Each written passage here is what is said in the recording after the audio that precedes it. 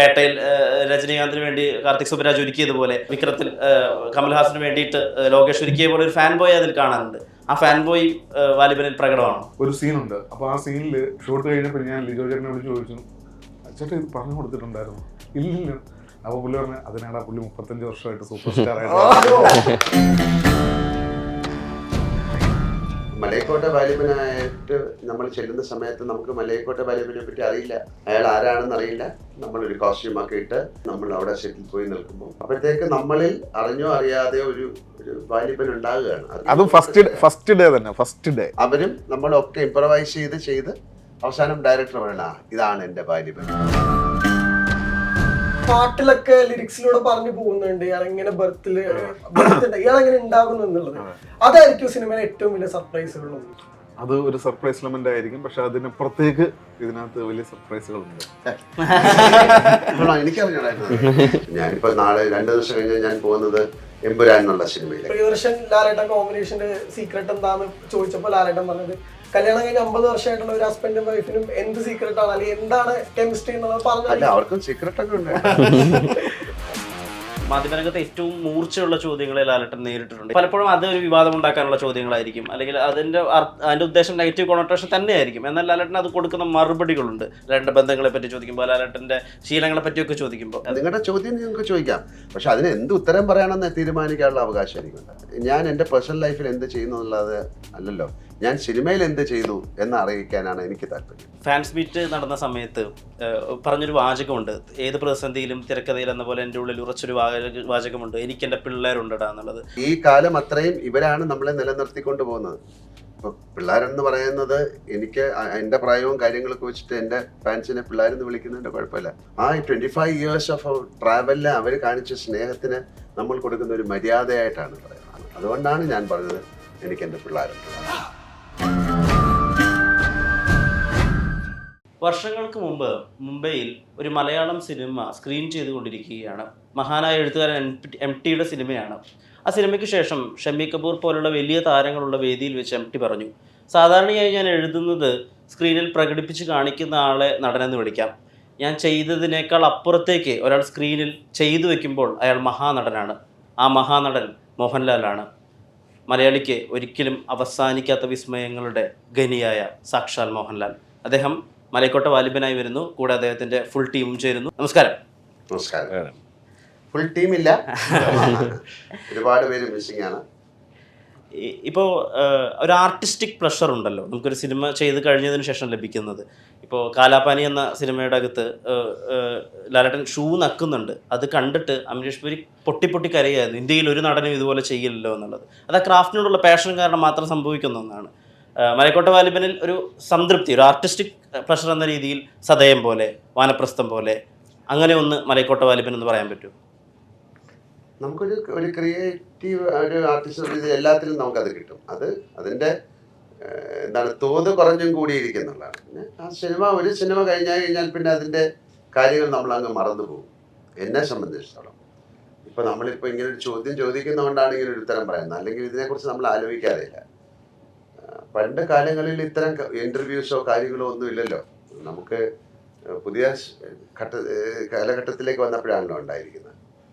തീർച്ചയായിട്ടും നമുക്കൊരു പ്ലഷർ എന്ന് പറയുന്നത് ആ സിനിമ കാണുമ്പോഴാണ് ഉണ്ടാകുന്നത്. ഇപ്പോൾ ഈ സിനിമ പിന്നെ അതിൽ സക്സസ്ഫുൾ ആകുമ്പോൾ നമുക്കൊരു സന്തോഷം ഉണ്ടാകും. ആ സന്തോഷം ക്യാരി ചെയ്തുകൊണ്ട് നടക്കാൻ പറ്റില്ല. അപ്പോഴത്തേക്ക് നമ്മൾ അടുത്ത സിനിമയിലേക്ക് പോകും. ഞാനിപ്പോൾ നാളെ 2 ദിവസം കഴിഞ്ഞാൽ ഞാൻ പോകുന്നത് എമ്പുരാൻ എന്നുള്ള സിനിമയിലേക്കാണ്. ഞങ്ങൾ ഇപ്പോൾ UK അതിൻ്റെ ഷൂട്ടിംഗ് നടക്കുകയാണ്. അപ്പോൾ അതിലേക്ക് നമ്മൾ കോൺസെൻട്രേറ്റ് ചെയ്യും. മലയക്കോട്ടെ വാലിബൻ എന്ന് പറയുന്ന ആൾ ഇവിടെ ഉണ്ടാവും.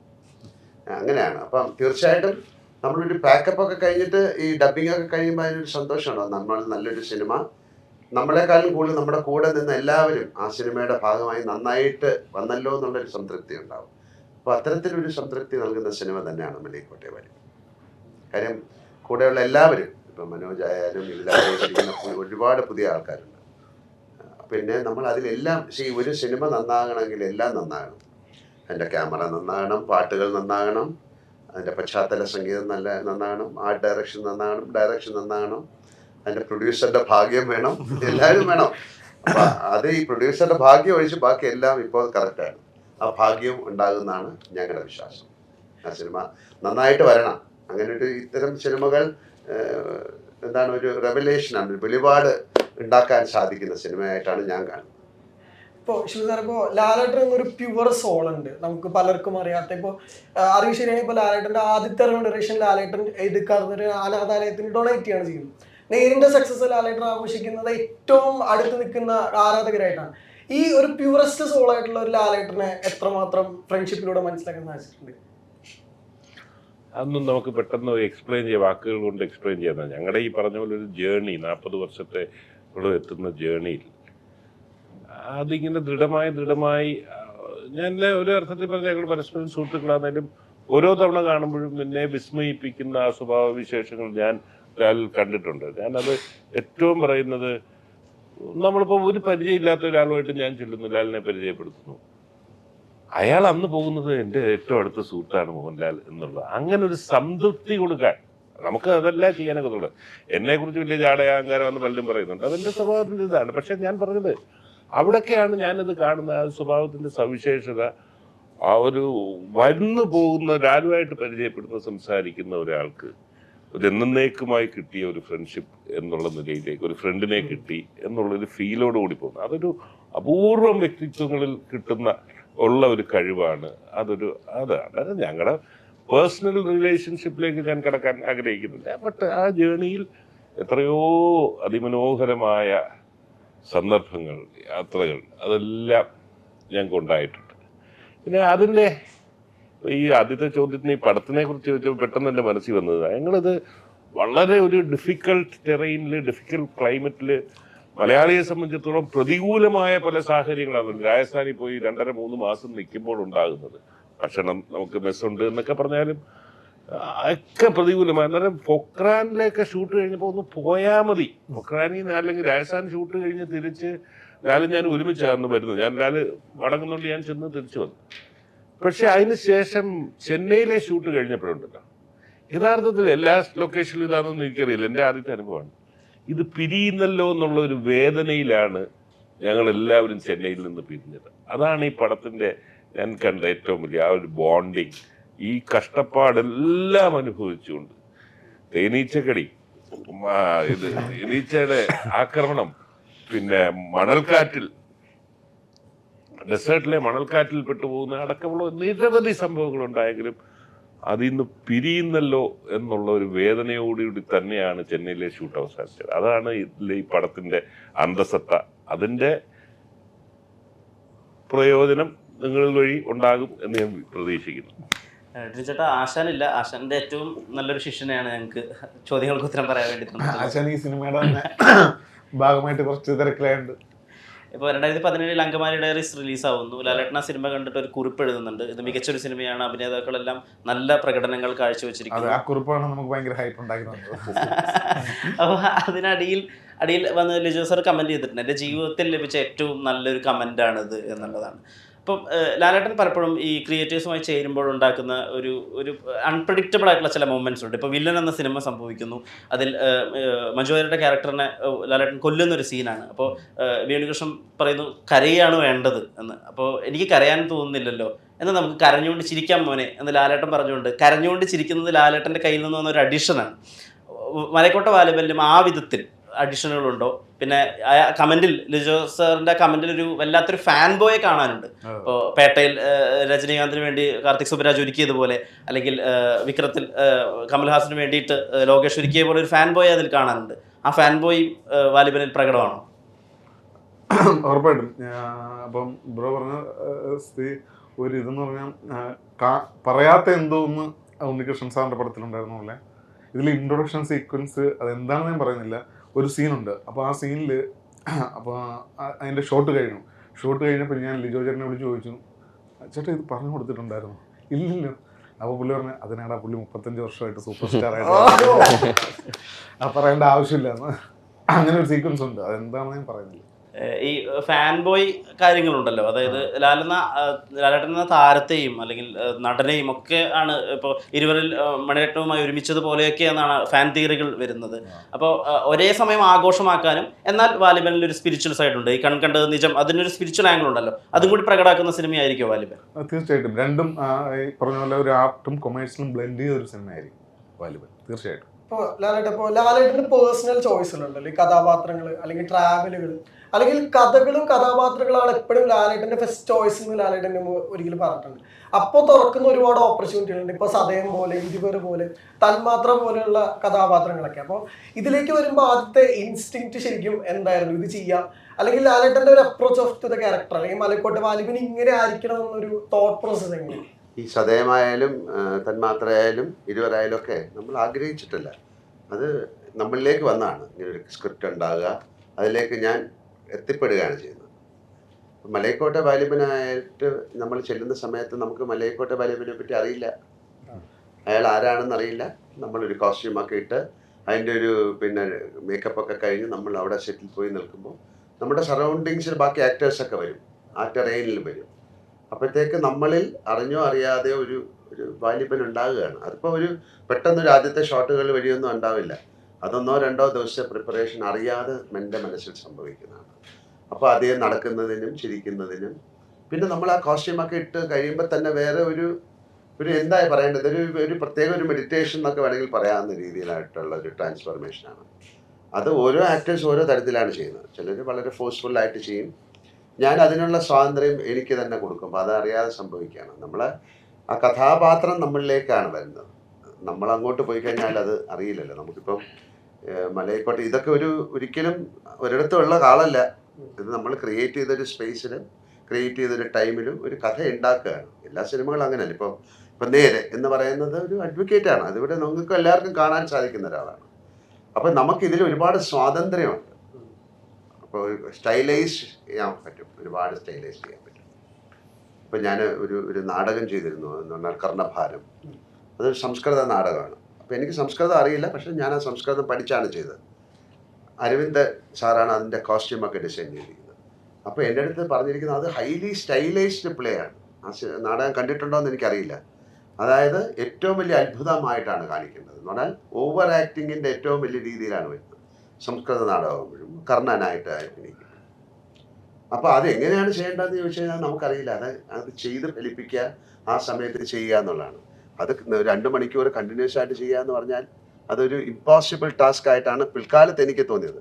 സിനിമയിൽ അങ്ങനെയല്ല, നമുക്ക് ഒരുപാട് സ്വാതന്ത്ര്യങ്ങളുണ്ട്, നമുക്കിത് തെറ്റിക്കഴിഞ്ഞാൽ ഒന്നുകൂടെ എടുക്കാം. അപ്പോൾ അത്തരം സ്വാതന്ത്ര്യങ്ങൾ ഉപയോഗിച്ചുകൊണ്ടാണ് ആ സിനിമ ചെയ്യുന്നത്. പിന്നെ തീർച്ചയായിട്ടും ഈ ക്യാരക്ടറിനെ പറ്റിയും ഈ സിനിമ എങ്ങോട്ട് കൊണ്ടുപോകണമെന്ന് അറിയാവുന്ന ആൾക്കാരുടെ കൂടെയാണ് നമ്മൾ നിൽക്കുന്നത്. അപ്പോൾ ഡയറക്ടർ എന്ന് പറയുന്ന ആൾക്ക് വന്ന് പറയാം, ഈ കാര്യം ഞാൻ അറിഞ്ഞില്ല, ഇത് എന്താണ് ഞാൻ ചെയ്തതെന്നൊക്കെ ഉള്ളത് ഞാൻ ചോദിച്ച് മനസ്സിലാക്കിക്കൊള്ളാം. അപ്പോൾ അതിൻ്റെ സംവിധായകനുണ്ട്, ഇത് ശരിയായില്ലെങ്കിൽ ഫസ്റ്റ് ഡേ. അപ്പോൾ അത് ആ ചെയ്ത് നമ്മൾ അതിലേക്ക് അങ്ങ് മാറുകയാണ്. അപ്പോൾ അതിന് എന്തായാലും അറിഞ്ഞോ അറിയാതെയോ ഒരു ബോധത്തിലോ അബോധ മനസ്സിലോ വാലിബനെ കുറിച്ചൊരു സ്ട്രക്ചർ നമ്മൾ അറിയാതെ ഡെവലപ്പ് ചെയ്യുന്നുണ്ടാകും. അതായത് കഥാപാത്രത്തെക്കുറിച്ചൊക്കെ അറിയാവുന്നതുകൊണ്ടായിരിക്കും. അപ്പം നമ്മൾ കുറേ ഇംപ്രവൈസേഷൻ അറിഞ്ഞോ അറിയാതെ അതിൽ കൊണ്ടുവരും. ഒരു പക്ഷേ നമ്മളിടുന്ന ഒരു ആഭരണത്തിലായിരിക്കും, അല്ലെങ്കിൽ ഒരു തലമുടിയുടെ കെട്ടിലായിരിക്കും, അല്ലെങ്കിൽ പിന്നെ ഒരു ഇപ്പോൾ ഇതിലെ താടി, അങ്ങനെയൊക്കെയുള്ള ചില കൊച്ചു കൊച്ചു കാര്യങ്ങളിൽ അവരും നമ്മളൊക്കെ ഇംപ്രവൈസ് ചെയ്ത് അവസാനം ഡയറക്ടർ പറയണ ഇതാണ് എൻ്റെ വാലിബൻ എന്ന് അവരാണ് തീരുമാനിക്കുന്നത്. ആ വാലിബനിൽ നിന്ന് നമ്മൾ യാത്ര തുടങ്ങും. അങ്ങനെ എനിക്കിപ്പോൾ പറയാൻ അറിയുള്ളൂ, ഇതാണ് സത്യവും. മനോജ്, ഇപ്പോൾ ഈ ഇതില് പാക്കപ്പ് പാർട്ടിയ സമയത്ത് ഒരു ഫോട്ടോ ഇട്ടിരുന്നു ഇൻസ്റ്റാഗ്രാമിൽ. ലാലേട്ടനെ ഇങ്ങനെ വട്ടം ചേർത്ത് പിടിച്ചിട്ട് അണ്ണൻ ഒരു ലവ്, അത് മാത്രമേ ഉള്ളൂ. ഒരു സഹോദരനെ കിട്ടി, അല്ലെങ്കിൽ ഒരു വലിയ ജ്യേഷ്ഠനെ കിട്ടി, ഒരു പാഠപുസ്തകത്തെ കിട്ടി, അങ്ങനെ തോന്നുന്നുണ്ടോ വാലിബന്റെ യാത്രയ്ക്ക് ശേഷം? അതെ, ഞാൻ ഈ പടത്തിൽ വന്നതിന് ശേഷം ആദ്യമായിട്ട് ഞാൻ അണ്ണനോട് പെർമിഷൻ ചോദിച്ചത് ഞാൻ അണ്ണാന്ന് വിളിച്ചോട്ടെ എന്നാണ് ആദ്യം. എന്നുവെച്ചാൽ ഈ പടം തീരുന്ന വരെ ഞാൻ അണ്ണാന്ന് വിളിച്ചോട്ടെ, അതെന്താ മോനെ നീ എന്തോടെ വിളിച്ചോ എന്നുള്ളതായത് അണ്ണൻ്റെ ആൻസർ. അപ്പം അന്ന് തൊട്ട് ഇന്ന് വരെ ഇവിടുന്ന് കയറി വരുമ്പോൾ വരെ ഞാൻ അണ്ണാന്നാണ് വിളിക്കാറ്. എന്നുവെച്ചാൽ ആ വിളിയിൽ എനിക്ക് എൻ്റെ ജ്യേഷ്ഠനാണ് എന്നുള്ളൊരു ഉള്ളിൽ ഉണ്ട്. അതുകൊണ്ട് ഞാൻ ഭയങ്കര ഹാപ്പിയാണ്. ലാലേട്ടാ, ഇപ്പോൾ ഫാൻസ് മീറ്റ് നടന്ന സമയത്ത് പറഞ്ഞൊരു വാചകമുണ്ട്, ഏത് പ്രതിസന്ധിയിലും തിരക്കഥയിൽ എന്ന പോലെ എൻ്റെ ഉള്ളിൽ ഉറച്ചൊരു വാചകമുണ്ട്, എനിക്ക് എൻ്റെ പിള്ളേരുണ്ടടാ എന്നുള്ളത്. അത് ഫാൻസ് വലിയൊരു ചാരിതാർത്ഥത്തോടു കൂടിയാണ് അത് ഏറ്റെടുത്തത്. അങ്ങനെ ഒരു വരി പറയുമ്പോൾ ലാലേട്ടൻ്റെ മനസ്സിൽ എന്തായിരുന്നു? അങ്ങനെ ഒന്നിനെ അങ്ങനെ അവരെ അഡ്രസ്സ് ചെയ്യണം. അതായത് ബ്ലഡ് പോലെയാണ് പറയുന്നത്, എൻ്റെ പിള്ളേരുണ്ടടാ എന്ന് പറയുന്നത് സഹോദരങ്ങളെ പോലെയാണ് പറയുന്നത്. സാധാരണ ഫ്രണ്ട്സ് എന്നൊക്കെയാണ് ആളുകൾ, ഫാൻസ് എന്നൊക്കെയാണ് താരങ്ങൾ അഡ്രസ്സ് ചെയ്യുക, അവിടെയാണ് പിള്ളേരെന്ന് അഡ്രസ്സ് ചെയ്യുന്നത്. അങ്ങനെ പറയാൻ എങ്ങനെ തോന്നി? അല്ല, അത് 25ാമത്തെ എൻ്റെ വർഷത്തെ ഒരു ആഘോഷമായിരുന്നു. ആ 25 വർഷം മുമ്പും അതിൽ പ്രവർത്തിച്ച ആൾക്കാരുണ്ട്, അവരെയൊക്കെ നമ്മൾ ഓർത്തു. ആ സമയത്ത് 25 വർഷം നമ്മുടെ കൂടെ സഞ്ചരിച്ച കുറച്ച് പേരെങ്കിലും ഉണ്ടാവും. അത് കഴിഞ്ഞിട്ട് വീണ്ടും അതിലേക്ക് വന്ന ആൾക്കാരാണ്. ഇപ്പം എൻ്റെ സിനിമ കണ്ട ഒരു അമ്മുമ്മ, മകളുടെ മകള്, അതിൻ്റെ മകളും ഉണ്ടാകാം. അപ്പം അതൊരു ഭാഗ്യമാണ് 4 ജനറേഷനിൽ കൂടെ സഞ്ചരിക്കുക എന്ന് പറയുന്നത്. അപ്പം ഈ കാലം അത്രയും ഇവരാണ് നമ്മളെ നിലനിർത്തിക്കൊണ്ട് പോകുന്നത്. ഇപ്പോൾ പിള്ളേരെന്ന് പറയുന്നത്, എനിക്ക് എൻ്റെ പ്രായവും കാര്യങ്ങളൊക്കെ വെച്ചിട്ട് എൻ്റെ ഫാൻസിനെ പിള്ളേരെന്ന് വിളിക്കുന്നതിൻ്റെ കുഴപ്പമില്ല. അതൊരു ഏറ്റവും ഒരു സിനിമയിൽ പറഞ്ഞൊരു ഡയലോഗും കൂടാണ്, ലൂസിഫർ എന്നുള്ള സിനിമയിൽ. അത് വളരെ സത്യസന്ധമായിട്ട് പറയാണ്, എൻ്റെ ഒരു അപകടത്തിൽ എന്നെ രക്ഷിക്കാൻ എൻ്റെ പിള്ളേരുണ്ടടാ എന്ന് പറയുന്നത്. ആ 25 years ഓഫ് ട്രാവലിൽ അവർ കാണിച്ച സ്നേഹത്തിന് നമ്മൾ കൊടുക്കുന്ന ഒരു മര്യാദയായിട്ടാണ് പറയുന്നത്. അത് തന്നെ ഉപയോഗിച്ച വാക്ക് അങ്ങനെ ആയിപ്പോയെന്നേ ഉള്ളൂ. തീർച്ചയായിട്ടും സിനിമകൾ ഫാൻസ് എന്ന് പറയുന്നത്, ഞാൻ പറയാൻ കാരണം ഇത് ഒരു സിനിമയുടെ വിജയത്തിന് വേണ്ടി മാത്രം അല്ല അവർ പ്രവർത്തിക്കുന്നത്. ഇപ്പം മോഹൻലാൽ ഫാൻസ് അസോസിയേഷൻ അല്ലാതെ ഒരുപാട് കാര്യങ്ങൾ ചെയ്യുന്നുണ്ട്, അറിഞ്ഞും അറിയാതെയും. ഇന്ത്യയിൽ മാത്രമല്ല, വിദേശത്ത് ലാൽ കെയർ എന്ന് പറയുന്ന ആൾക്കാർ വളരെയധികം നല്ല കാര്യങ്ങൾ ചെയ്യുന്നുണ്ട്. ഒരുപാട് പേരുടെ, കൂടുതലും ഹോസ്പിറ്റല്, അല്ലെങ്കിൽ അവർക്ക് എന്തെങ്കിലും ഒരു ഫാമിലി പ്രോബ്ലം, അവർക്ക് ട്രാവൽ ചെയ്യാനുള്ളൊരു കാര്യങ്ങൾ, ആരെങ്കിലും മരണപ്പെട്ടാൽ, അങ്ങനെയുള്ള ഒരുപാട് കാര്യങ്ങൾ ചെയ്യുന്നുണ്ട്. ഇവിടെയും അതുപോലെ ചെയ്യുന്നുണ്ട്. എഡ്യൂക്കേഷനിലായാലും അല്ലാതെ ആൾക്കാർക്ക് വീട് വെച്ച് കൊടുക്കുന്നു, ഒരുപാട് നല്ല കാര്യങ്ങൾ ചെയ്യുന്ന ആൾക്കാരാണ്. അതുകൊണ്ടാണ് ഞാൻ പറഞ്ഞത് എനിക്ക് എൻ്റെ പിള്ളേരുണ്ടടാ. ഇപ്പൊ ലാലേട്ടന്റെ സൗഹൃദങ്ങളുണ്ടല്ലോ. ഇപ്പൊ പ്രിയദർശൻ ലാലേട്ടൻ കോമ്പിനേഷന്റെ സീക്രട്ട് എന്താന്ന് ചോദിച്ചപ്പോൾ ലാലേട്ടൻ പറഞ്ഞത്, കല്യാണം കഴിഞ്ഞ 50 വർഷമായിട്ടുള്ള ഒരു ഹസ്ബൻഡും വൈഫിനും എന്ത് സീക്രട്ട് ആണ്, അല്ലെങ്കിൽ എന്താണ് കെമിസ്ട്രി എന്നുള്ളത് അല്ല, അവർക്കും സീക്രട്ട് ഒക്കെ ഉണ്ട്. പക്ഷെ ആ കെമിസ്ട്രി പറഞ്ഞറിയിക്കാവുന്നതിലപ്പുറമാണെന്നാണ് ലാലേട്ടൻ പറഞ്ഞത്. അപ്പോ ഈ ലിജോ ജോസ് പെല്ലിശ്ശേരി മോഹൻലാൽ കോമ്പിനേഷന്റെ ഒരു വലിയൊരു തുടക്കമായിരിക്കും ഈ മലയക്കോട്ടെ വാലിബൻ നമ്മൾ പ്രതീക്ഷിക്കാൻ പറ്റുക? നമ്മൾ അങ്ങനെ ഒന്നും പറയാൻ പറ്റില്ല അവന്. കാര്യം അടുത്ത സിനിമ സംഭവിക്കണം അല്ലേ. ഞാനും പ്രിയനായിട്ട് ഞങ്ങൾക്ക് എത്രയോ വർഷത്തെ പരിചയമുണ്ട്. ലിജോയെ എനിക്ക് സിനിമയിൽ വരുന്നതിന് മുമ്പേ അറിയാം. പിന്നെ സിനിമകൾ ചെയ്താണ് നമുക്ക് പഴക്കത്തിലേക്ക് പോകുന്നത്. ഇപ്പോൾ മണിരത്നത്തിന്റെ 20 എന്ന് പറയുന്ന അദ്ദേഹത്തിന്റെ 2ാമത്തെ സിനിമ ഞാനാണ് ചെയ്തത്, ഉണരൂന്ന്. അത് കഴിഞ്ഞ് മിനിമം ഒരു 30 വർഷം 25 വർഷം കഴിഞ്ഞിട്ടാണ് ഈ സിനിമ ചെയ്യുന്നത്. അപ്പം അതിൻ്റെ ഇടയിൽ എത്രയോ പ്രാവശ്യം മണിരത്നത്തിനെ കണ്ടിട്ടുണ്ട്. പക്ഷെ പ്രിയന്റെ അല്ലെങ്കിൽ സത്യനന്ദിക്കാരൻ്റെയോ അല്ലെങ്കിൽ വി ശശി അല്ലെങ്കിൽ ശശികുമാർ സാറിന് ഒരുപാട് പേരുടെ കൂടെ ഒരുപാട് സിനിമകൾ കണ്ടിന്യൂസ് ആയിട്ട് ചെയ്യാൻ പറ്റുമ്പോഴാണല്ലോ നമുക്ക് എന്താണ് വേണ്ടത് എന്നറിയാൻ പറ്റുന്നത്. അങ്ങനെ അത്തരത്തിൽ പ്രിയൻ എന്ന് പറയുന്നത് കുറച്ചുകൂടെ സ്വാതന്ത്ര്യമുള്ള ആളാണ്. അല്ലെങ്കിൽ സത്യനന്ദിക്കാരൻ എന്നൊക്കെ പറയുന്നത് നമുക്ക് കൂടുതൽ സ്വാതന്ത്ര്യവും എന്നെ കൂടുതൽ അറിയാം, ഞാനെന്ന വ്യക്തിത്വത്തെയും ഞാനെന്ന ആക്ടറെയും കൂടുതൽ അറിയാവുന്ന ആൾക്കാരാണ്.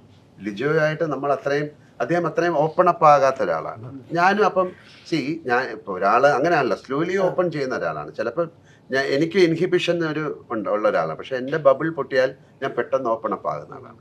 ലിജോയെ പറ്റി എനിക്കറിയില്ല, ഞാനത് ആ കുമ്പള പൊട്ടിക്കാൻ ശ്രമിച്ചിട്ടില്ല. പൊട്ടിച്ചേട്ടാ, ഇപ്പോ ഈ വാലിബനിലകത്ത് ഒരുപാട് സർപ്രൈസുകൾ ഉണ്ടെന്ന് അറിയാം. പക്ഷെ എന്നാലും ബർത്ത് ഓഫ് വാലിബൻ എന്ന് പറഞ്ഞിട്ടുള്ള ഒരു തിയറി ഉണ്ടല്ലോ. ഈ വാലിബൻ എങ്ങനെ ഉണ്ടായെന്നുള്ളത് ഇപ്പൊ പാട്ടിലൊക്കെ ലിറിക്സിലൂടെ പറഞ്ഞു പോകുന്നുണ്ട്, ഇയാൾ എങ്ങനെ ബർത്ത് ഇയാൾ എങ്ങനെ ഉണ്ടാകുന്നു എന്നുള്ളത്. അതായിരിക്കും സിനിമയിലെ ഏറ്റവും വലിയ സർപ്രൈസുകളൊന്നും.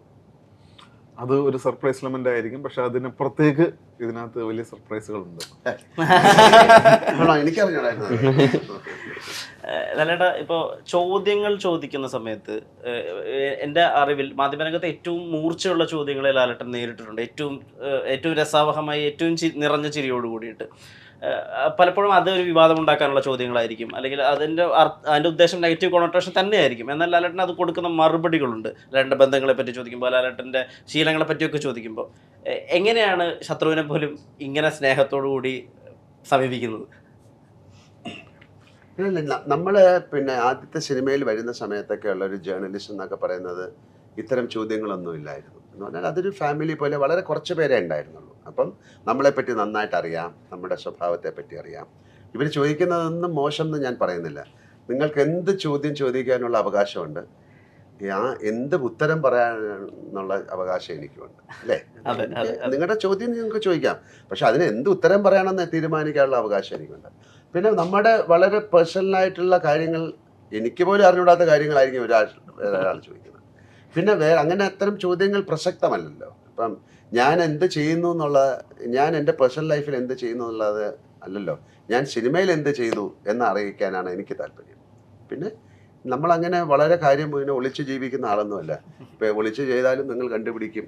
അതിൽ നമുക്ക് അങ്ങനെ വലിയ പരിഭവങ്ങളും. പ്രിൻസ് എന്നൊരു സിനിമ റിലീസായപ്പോ ലാലേട്ടന്റെ ശബ്ദം പോയി എന്ന് പറഞ്ഞിട്ടുള്ള ഒരു കുപ്രചാരണമൊക്കെ ഉണ്ടായിരുന്നു.